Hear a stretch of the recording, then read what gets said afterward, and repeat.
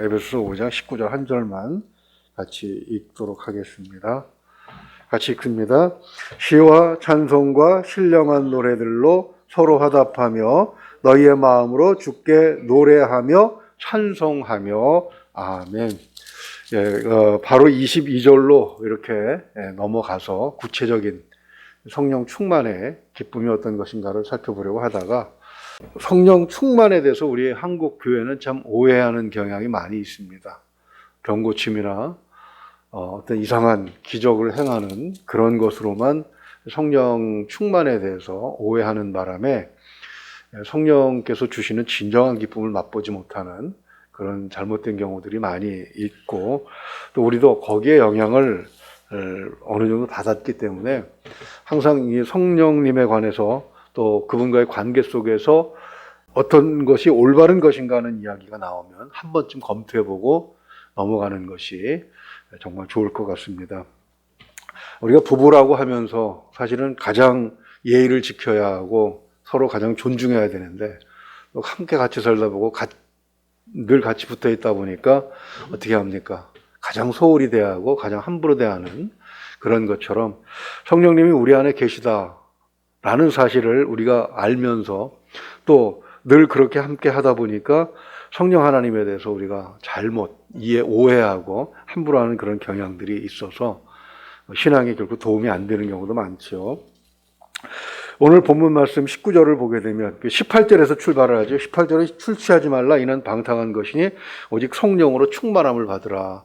성령의 충만함이 있을 때 첫 번째 나온 것이 바로 시와 찬송과 신령한 노래들이라는 것입니다. 이것은 성령께서 우리에게 주시는 것에 첫 번째 우리가 검토하고 고려해 봐야 될 점은 바로 기쁨이라는 것이죠. 다른 말로 희락이라고 되어 있습니다. 갈라디아서 5장 22절을 보게 되면 오직 성령의 열매는 사랑과 희락과 화평 이렇게 말씀하고 있습니다.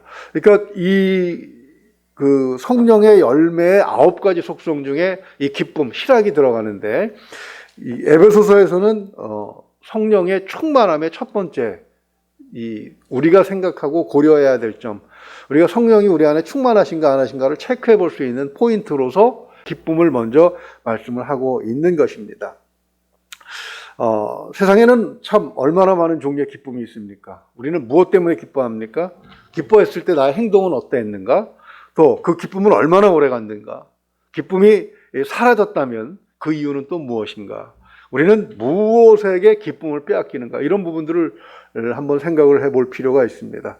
예를 들면 결혼의 기쁨은 얼마나 가는가? 그랬더니 어떤 그 사람이 그렇게 대답하더라고요. 신혼여행 가서 끝났다. 그랬더니 어떤 사람이 그러더라고요.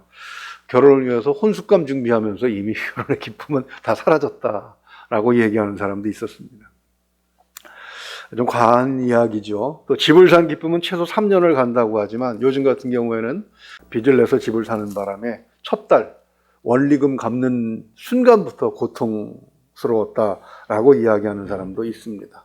이자율이 올라가니 내려가니 하면 거기에 따라서 기쁘기도 하고 슬프기도 하고 고통스럽기도 한 그런 감정들을 막 누리고 있는 것이죠. 아이를 얻는 기쁨은 또 어떠합니까? 나중에 아이 때문에 슬퍼하는 그런 원인이 되기도 합니다. 사실 우리가 기도하는 그 기도 제목들 가운데 가장 많은 부분이 차지하는 게 어떤 것인가 생각을 해보니까 결국은 자식들 때문인 경우가 굉장히 많아요. 그만큼 기도의 많은 부분을 차지한다는 것은 그만큼 우리 마음을 힘들게 하기도 하기 때문에 그렇죠. 우리가 왜 이런 것을 생각해야 합니까? 그냥 기쁜 일이 있으면 기뻐하면 되고 따지고 기쁜 일이 소멸되면 또 거기에 따라 감정의 변화가 있으면 되지. 그게 인생이 아닌가라고 생각해 볼 수가 있습니다. 그러나 기쁨은 행복의 조건이기 때문에 행복하고자 한다면 행복이 주는 기쁨에 대해서 우리는 늘 생각을 해봐야 되고, 그리고 진정한 기쁨은 어디서 오는가 이것을 우리가 검토해 봐야 되는데, 오늘 본문은 그죠? 사도 바울은 진정한 기쁨은 술 취하는 데서 오는 것이 아니라 어디서 온다? 성령 충만함에서 온다라고 단언하고 있는 것입니다. 이 말씀을 어디의 배경으로 봐야 되냐면 에베소 교회가 있었던 그 에베소라는 지역의 문화를 배경으로 이해를 해야 합니다. 우리는 사도행전 19장에서 에베소 교회가 서 있던 그 지역에는 아데미, 즉 아르테미스라고 하는 우상을 섬기는 문화를 자랑하던 곳이었다라는 사실을 우리가 확인해 본 바가 있습니다. 아르테미스, 아데미는 결국 달의 여신이고 풍요의 여신인데 그 신전에 가면 여자 사제들이 제사 후에 술을 먹이고 그리고 성적 서비스를 제공을 했다는 사실을 우리가 살펴본 바가 있습니다. 제사가 끝났다는 신호를 포도주를 붓는 것으로 제물에다가 포도주를 붓는 것으로 합니다. 그것을 전제라고 하죠. 이제 제사가 끝났습니다. 그리고 술을 마시면서 그 다음에 행사로 넘어가는 것이 이 여자 사제들이 제사를 드리러 온 사람들에게 제공하는 서비스였습니다. 왜 술을 마시느냐 생각을 해보면 그 술로 인해서 이것이 나중에 술을 마시게 되면 기억을 촉발시킵니다. 어떤 기억이요? 즐거웠던 기억이요. 제가 교회를 떠나서 방황할 때 이 술을 마셨던 기억이 있습니다. 그런데 집안이 기독교 집안이다 보니까 집안에서 어른들한테 술을 못 배워가지고 친구들과 술을 마시고 직장에서 이 비즈니스 관계 속에서 술을 마시는 바람에 이게 좀 술의 속성에 대해서 몰랐던 것 같아요. 그래서 포금을 하고 실수를 한 경우가 많이 있었습니다. 술에 취하면 근심과 걱정이 휘발되어 버리는 것 같지만 사실은 그것을 다른 것으로 대체하게 합니다. 아무 책임감 없이 말을 내뱉게 하고 또 뒤를 생각하지 않고 마음속에 있던 것, 결코 입 밖에서 내서는 안 되는 이야기들을 막 떠들어대는 그런 것들 때문에 감당하기 정말 힘든 그런 시간도 있었던 것을 고백하지 않을 수 없습니다. 그래서 술의 기능 중 가장 사람을 힘들게 하는 것은 기억을 늘려준다는 것입니다. 기억을 촉발하게 해주는 것이죠. 이게 마약의 성능하고 똑같은 겁니다. 성찬식 때 엄지손가락만큼도 안 되는 그런 양이지만 포도주를 한 잔 이렇게 마시고 그 알코올이 이 혀에 딱 닿으면은요, 술 안 마셔본 지 30년도 넘었는데 그 이전의 기억들이 아주 새록새록 어제 일처럼 생각이 납니다. 그러니 참 이게 기가 막힌 일이죠. 신전에 가서 술을 마셨던 사람들은 어때요? 밖에 나와서 비즈니스 관계 속에서 또 이 소아시아나 당시 로마의 문화는 식사를 하면 반드시 포도주를 같이 마시게 돼 있지 않습니까? 주님도 제자들과 그렇게 술을 마셨죠. 그 최후의 만찬 때 술을 드셨습니다. 바로 그런 문화 속에서 술만 마시면 무슨 생각이 났겠습니까? 그 신전에서 여사제들이 제공하던 육체의 쾌락을 만족했던 생각들이 나면 그 다음에 어떻게 돼요? 술 취해서 절제를 잃어버린 상황에서 그냥 바로 달려가게 되는 것이죠. 그래서 사도는 18절에서 술 취한 것을 무엇이라고 규정을 합니까? 이는 방탕한 것이니 이렇게 되어 있습니다. 방탕의 의미가 뭡니까? 무절제하다는 겁니다. 절제를 못한다는 거예요. 그죠? 근데 절제는 성령의 9가지 열매 중에 마지막 특성입니다. 갈라디아서 5장 23절을 보게 되면 어떻게 되어 있습니까? 온유와 절제니 이와 같은 것을 금지할 법이 없느니라 이렇게 말씀하고 있습니다. 즉 술은 절제를 빼앗아가는 그런 속성이 있는 것이죠. 그래서 여기는 우리는 술이라고만 표현을 했지만 이것을 우리 문화에 적응을 하면 이것은 오늘날 우리의 세속적인 문화를 의미한다고 볼 수가 있습니다. 세속적인 문화 중에 그 대표적인 것이 광고죠. TV나 이런 데를 보게 되면 계속해서 광고가 나옵니다. 이 광고의 속성이 무엇입니까? 우리로 하여금 돈을 막 정신없이 쓰라는 거예요. 그 대표적인 광고 중에 하나가 차 광고인데, 승용차 광고인데, 이 카푸라는 것이 있습니다. 이 자동차 광고에 그 멋진 자동차들, 해외 고급 승용차들의 그 멋진 광고를 보고 이 분별력이 없는 젊은이들이 취직을 해서 초봉 월급 250, 250 받은 사람들이 그냥 그 돈 받아가지고 덜커덕 고급 외제차를 삽니다. 그리고 1년도 못 가서 평생 갚아도 못 갚을 빚이 눈덩이처럼 불어나는 그런 시작에 빠지게 되는 것입니다. 술, 즉 세상 문화가 주는 기쁨은 행복의 그 근원이 되는 것이 아니라 오히려 행복을 빼앗아가는 그런 원인이 되는 것이죠. 자, 성령의 충만이 주는 기쁨은 그럼 무엇이 다른 것인가? 첫째는 환경이 아니라 신뢰가 근원이라는 것입니다. 세상이 주는 기쁨은 환경에서 영향을 받아요. 무엇이 있으면 기쁘고 그것이 소멸되면 근심과 걱정으로 변합니다. 대학에 합격하면 기쁘지만 불합격하면 슬퍼요. 직장에 취직하면 기쁘지만 취직 못한 사람들은 슬픕니다. 집을 구입하면 기쁘지만 빚이 쌓여가면 슬퍼요. 그래서 세상 노래들을 보게 되면 뭐 사랑의 고통, 절망, 그리고 젊은 애들이 많이 듣는 데스메탈이라고 하는 그런 그 노래가 있습니다. 거기는 주로 내용이 그런 거예요. 세상을 저주하고 폭력으로 대항하고 그리고 견디기 힘들면 자살하라 이런 충동까지 막 그 요구하는 그런 노래들로 이렇게 되어 있는 것을 볼 수가 있습니다. 미국의 유명한 여가수, 나이가 거의 환갑이 넘었는데도 무대에서 옷을 벗고 춤을 추는 그런 그 마돈나라는 여가수의 노래를 보게 되면 마음껏 즐겨라, 그런 것들로 이렇게 방탕한 삶을 권장하는 그런 노래들로 되어 있습니다. 그래서 오늘 19절을 보게 되면 성령에 충만했을 때 어떻게 된다고요? 시와 찬송과 신령한 노래들이 나온다고 그렇게 되어 있습니다. 왜 그렇습니까? 그것은 신뢰가 바탕이기 때문입니다. 이것은 내 삶이 지금 고난이나 고통 가운데 있을 때에도 그렇다는 것이죠. 그래서 빌립보서 4장 11절을 보게 되면 사도가 이렇게 얘기합니다.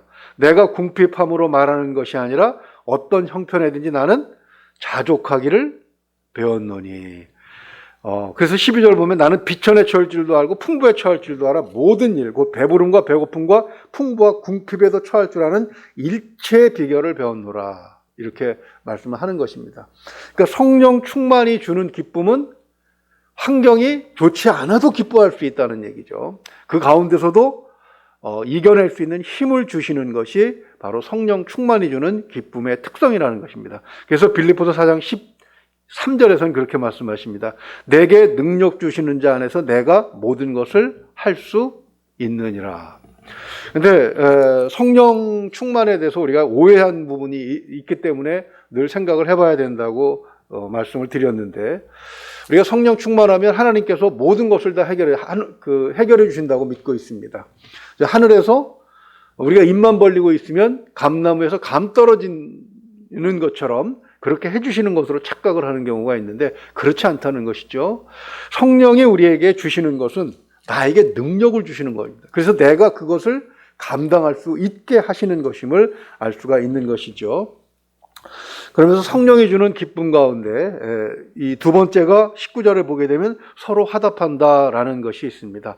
방탕한 기쁨은 사실 내가 최고고 나 혼자서 누립니다. 물론 몰려다니면서 술을 마시기도 하고 그러지만 방탕으로 사람들을 끌어들이는 것은 자기의 양심의 가책을 줄이기 위해서 그러는 것이고 결국 내 기쁨을 더 크게 만들기 위해서 다른 사람을 희생시키는 경우죠. 그러나 성령 충만의 기쁨은 함께할 때 커진다고 말씀을 하고 있는 것입니다.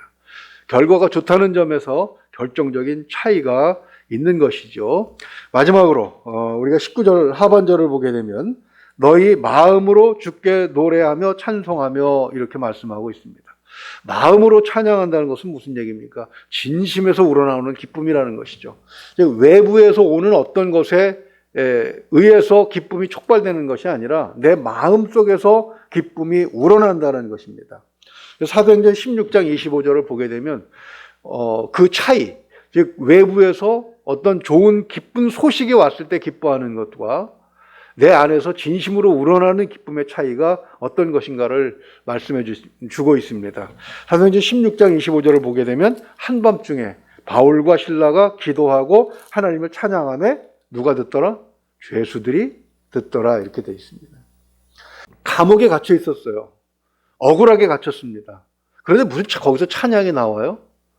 그럼에도 불구하고 성령이 주는 그런 그 기쁨이 있었기 때문에 그들은 손과 발에 쇳덩어리로 착고가 채워져 있었지만 기도하고 또 하나님을 찬송할 수 있었던 것이죠. 그 결과 어떤 결과가 나타납니까? 결국 거기서 풀려나고 간수를 전도해서 교회가 이제 출발하게 되는 그런 놀라운 시간이 되기도 하는 것이죠. 시편에도 같은 말씀이 있습니다. 42편 8절을 보게 되면 낮에는 여호와께서 그의 인자하심을 베푸시고 밤에는 그의 찬송이 내게 있어 생명의 하나님께 기도하리로다. 이렇게 말씀하고 있습니다. 이 시편 42편에서 낮은 이 행복한 시간들을 의미한다고 볼 수 있고, 밤은 고통의 시간을 의미할 수가 있습니다. 그런데 고통의 시간에 무슨 찬양을 불러요? 한숨이 나오고 울음이 나오고 한탄이 나오고 원망이 나와야 될 시간에 어떻게 찬양이 나옵니까? 이렇게 말합니다. 생명의 하나님께 기도하리로다. 내가 당하는 지금 어려움은 이것은 지나갈 것이다. 그리고 하나님께서 이유가 있어서 내게 주시는 것이다. 라는 마음을 가지고 견뎌내는 것이죠. 바로 그 밤의 시간을 찬송으로 견뎌냈기 때문에 다윗이 어떤 사람이 됩니까? 나중에 이스라엘을 통합하고 이스라엘의 가장 위대한 왕이 될 수 있는 것이고, 또 우리 주 예수 그리스도의 모형으로 그렇게 우리에게 존경을 받게 되는 것이죠. 말씀을 정리합니다. 우리는 항상 세상 문화, 술 취하지 말라는 말씀을 늘 기억해야 합니다. 세상 문화는 우리에게 기쁨을 주기는 합니다만 그 기쁨은 유한하고 또 그것 때문에 근심과 걱정이 촉발될 수도 있다는 사실을 기억하면서 우리는 성령과 늘 동행하면서 성령께서 주시는 진정한 기쁨을 맛볼 수 있어야 합니다. 그리고 그것을 인정하고, 그리고 성령이 주시는 진정한 기쁨 속에서 우리에게 능력이 주어진다는 사실을 기억하고 신앙생활을 하시면서 또 가족들과 함께 항상 기쁜 마음을 서로 화답하며 서로 주고받을 수 있는 그런 삶이 될 수 있기를 주님의 이름으로 축원을 드립니다. 이제 거리두기도 포기를 한다 그러죠. 그러면서 교회들도 제한이 좀 줄어들 것 같습니다.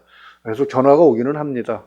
여전히 거리두기 하시고 조심하십시오라고 얘기를 하긴 합니다만 이제는 우리 애들에게 맡기고 예배도 어느 정도 정상화 되려는 것 같습니다. 어려움을 말하기보다는 어려운 시간을 잘 견뎌내게 하신 하나님께 감사하면서 기쁨으로 서로 찬양을 함께 나누는 그런 주일 되시기를 주님의 이름으로 축원을 드립니다. 기도하겠습니다. 은혜로우신 우리 아버지 하나님, 세상에 주는 것은 일시적이고 오히려 그것이 지나가고 나면 더 큰 근심과 고통의 원인이 되기도 하지만 성령께서 우리에게 주시는 것은 문제를 해결하게 하고 근원적으로 해결하게 하는 그런 능력을 주시는 분이심을 우리가 말씀을 통해서 다시 한번 확인하게 하시니 감사합니다. 항상 우리의 삶에 시와 찬송과 신령한 노래를 계속해서 부를 수 있는 그런 성령의 충만함이 있기를 소망합니다. 성령께서 함께 하시면서 성도들과 함께 이 기쁨을 나누며 그리고 그 기쁨으로 우리에게 있는 어려운 것들을 다 극복해내는 능력이 또한 촉발되기를 소망합니다. 하나님, 그리하여 성령께서 우리와 함께 하시는 삶을 살면서 많은 사람들 앞에 하나님의 살아계심을 전하고 또 그들을 하나님 앞으로 인도할 수 있는 복된 삶을 살아갈 수 있도록 하나님 우리를 축복하여 주시옵소서. 믿고 의지하며 우리 주 예수 그리스도 이름으로 기도하옵나이다. 아멘.